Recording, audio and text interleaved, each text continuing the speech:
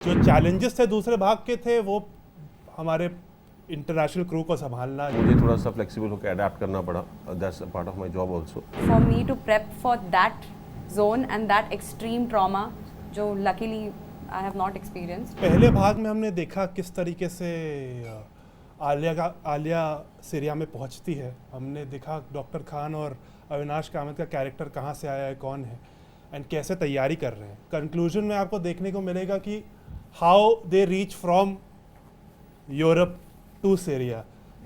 किस तरीके से एक इंटरनेशनल मर्सनरी सीरिया में घुसता है, किस तरीके से ऑपरेट करता है.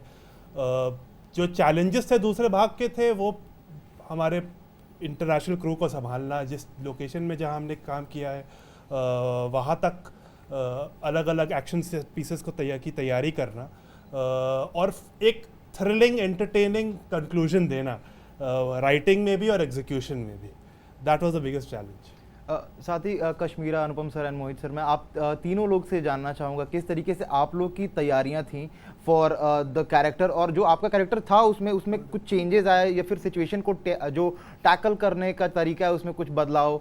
हमने इसकी सारी शूटिंग एक साथ ही की थी, इसलिए इसका मतलब ये था कि इन लोगों की प्रिपरेशन, डायरेक्शन डिपार्टमेंट की, प्रोडक्शन डिपार्टमेंट की प्रिपरेशन इतनी लेवल की थी कि सब इमोशन सब साथ में ही नज़र आ रहे थे.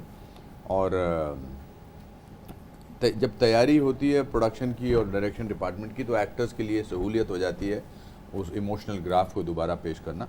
पर मुझसे ज़्यादा तो इन्होंने किया because he went through a total graph of his emotion. तो इनसे मैं इनको ये माइक पकड़ाता हूँ. Thank you sir. जैसा कि सर ने कहा कि एज एन एक्टर हम लोगों ने ये इसकी शूटिंग जो है स्टार्ट टू फिनिश की थी. So at that point of time we were not aware and we didn't have a clue about that it's going to come out in 2 parts and it's going to be part 1 and a conclusion. So we shot it in one go. So हमारी कुछ ऐसी preparation different नहीं थी दोनों चीज़ों के लिए because हमने इसे एक बार में शूट किया था. सो जैसा कि मैंने पहले भी कह चुका हूँ ये कहानी एक बुक पे बेस्ड है, टिकट टू सीरिया, जो शिरीष स्वराज जी ने लिखी थी. उसको नीरज सर ने अडाप्ट किया, उससे इंस्पिरेशन ली और भाव ने बनाई. एंड एज एन एक्टर आप डायरेक्टर का विजन फॉलो करते हैं. जिस तरीके का अप्रोच था वो बहुत अलग था. So initially as an actor क्या होता है कि आपकी सोच थोड़ी सी लिमिटेड होती है. सो आई रिमेंबर कि जब मैंने स्क्रिप्ट पढ़ी थी और जब मेरा फर्स्ट डे शूट का था तो मेरा अप्रोच बहुत अलग था अविनाश कामत को लेके. लेकिन जब as every day passed and every day I was shooting I realise कि नीरज सर का और भाव का जो इसका देखने का नज़रिया है वो थोड़ा अलग है. सो मुझे थोड़ा सा फ्लेक्सिबल होकर अडेप्ट करना पड़ा. That's a part of my job also. तो मुझे उसको अडेप्ट करके then I had to bring in the elements that they wanted for Avinash Kamath. And the kind of response जैसा हमको मिला है I think people have really I would say resonated, they have connected with Avinash Kamath because एक character तभी successful होता है जब audience उसे कनेक्ट कर सके, उससे फील कर सके. जो भी उसकी बैक स्टोरी है, जो भी उसकी कहानी है, जिस तरीके का उसका बिहेवियर है, unless and until it is not convincing for an audience they won't stay with the character. So जिस तरीके का रिस्पॉन्स है तो उससे मुझे लग रहा है कि ऑडियंस ने उसे एक्सेप्ट कर लिया है. So and the response on 15 December won't be any different. So fingers crossed. हाँ कश्मीरा, वो to you. So the challenge for me was जैसे कि आपने देखा आलिया का कैरेक्टर एक बहुत ही जब शुरू होता है बहुत ही स्वीट सिंपल लड़की सा होता है एंड देन सडनली वो एक डेंजरस वॉर जोन एरिया में ट्रैप हो जाती है which is quite unimaginable for her.